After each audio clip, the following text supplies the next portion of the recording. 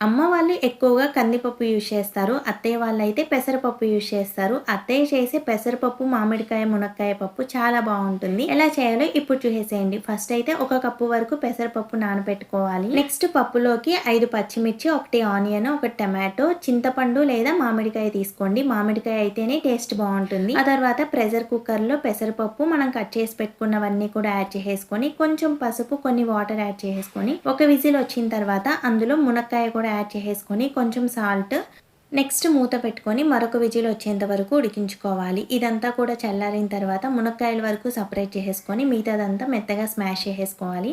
తాలింపు కోసం గిన్నెలో ఆయిల్, పోపు దినుసులు, కరివేపాకు, ఇంగువ, ఆనియన్స్ ఇవన్నీ కూడా ఫ్రై అయిన తర్వాత పప్పు కూడా యాడ్ చేసుకొని, ఆ తర్వాత మునక్కాయ ముక్కలు కూడా వేసుకొని ఇది మొత్తం కూడా ఉడికిన తర్వాత లాస్ట్‌లో కొత్తిమీర యాడ్ చేసేసుకుంటే మనకి టేస్టీ మునక్కాయ పెసరపప్పు అయితే రెడీ అయిపోతుంది.